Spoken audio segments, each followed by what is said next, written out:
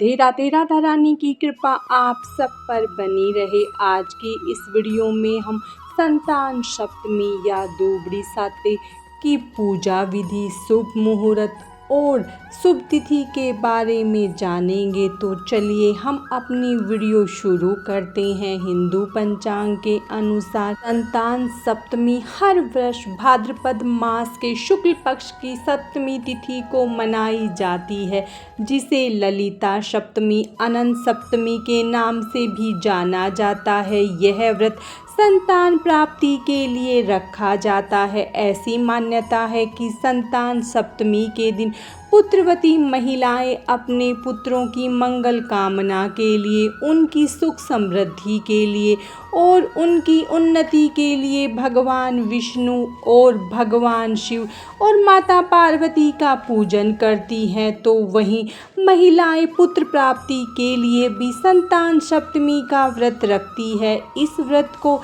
संतान साते के नाम से भी जाना जाता है। संतान सप्तमी का व्रत माता पिता या अन्य कोई भी स्त्री और पुरुष रख सकते हैं। तो चलिए हम संतान सप्तमी की शुभ तिथि के बारे में जानते हैं। सप्तमी तिथि 9 सितंबर 2024 को रात 9:53 पर शुरू होगी और अगले दिन 10 सितंबर 2024 को रात 11:11 पर समाप्त होगी। उदया तिथि के अनुसार संतान सप्तमी का व्रत 10 सितंबर को रखा जाएगा। संतान सप्तमी की पूजा का शुभ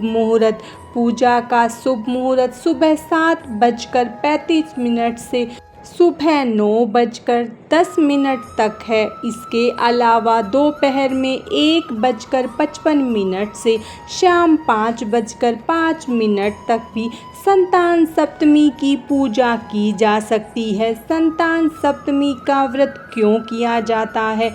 यह व्रत स्त्रियां पुत्र प्राप्ति की इच्छा हेतु करती हैं। यह व्रत संतान के समस्त दुख परेशानियों के निवारण के उद्देश्य से किया जाता है। संतान की सुरक्षा का भाव लिए स्त्रियां इस व्रत को पूरे विधि विधान के साथ करती है। यह व्रत पुरुष अर्थात माता पिता दोनों मिलकर संतान के सुख के लिए रखते हैं। संतान सप्तमी की पूजा विधि। संतान सप्तमी के दिन सुबह जल्दी उठकर स्नान आदि करके स्वच्छ कपड़े धारण करें और भगवान शिव और माता पार्वती के समक्ष प्रणाम कर अपने व्रत का संकल्प ले। अपने व्रत की शुरुआत करें और निराहार रहते हुए शुद्धता के साथ पूजन का प्रसाद तैयार कर लें।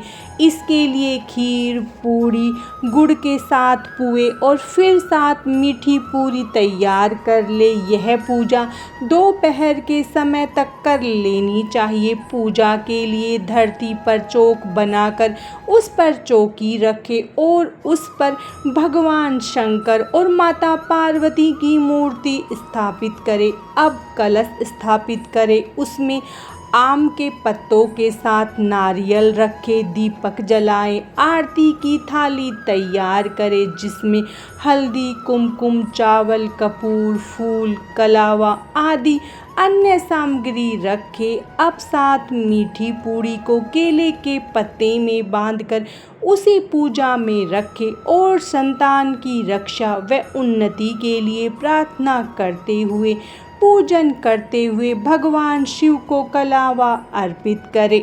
पूजा करते समय सूती का डोरा या चांदी की संतान सप्तमी की चूड़ी हाथ में पहननी चाहिए।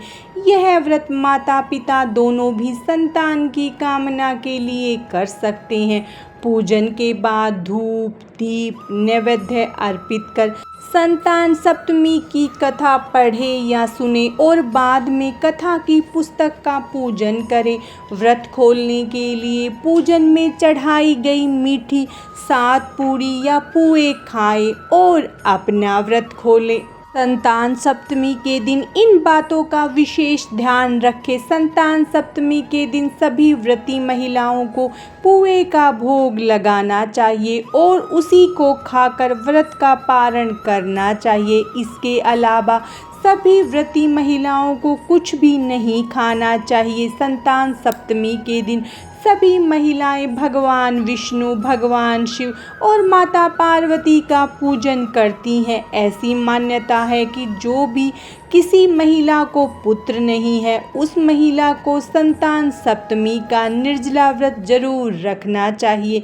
ऐसी मान्यता है कि संतान सप्तमी के दिन जो महिला भगवान भोलेनाथ को सूती डोरा अर्पित करके संतान सप्तमी की कथा सुनती है और कथा समाप्त होने के बाद उस डोरे को गले में पहनती है तो उसे संतान सुख की प्राप्ति होती है।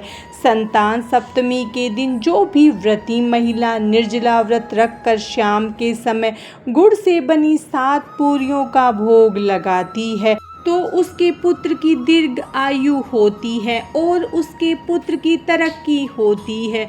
संतान सप्तमी के दिन जो महिला भगवान सूर्य देव को जल का अर्घ्य देती है और भगवान शिव को 21 बेलपत्र और माता पार्वती को सूखा नारियल चढ़ाती है तो उस महिला को संतान की प्राप्ति होती है। संतान सप्तमी का महत्व संतान की कुशलता और उन्नति के लिए इस व्रत का काफ़ी महत्व होता है।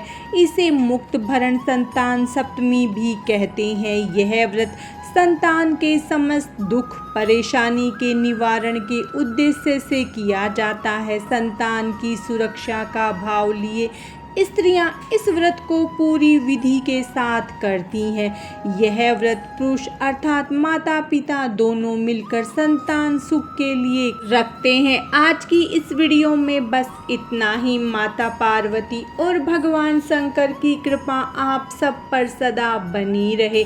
हर हर महादेव। राधे राधे।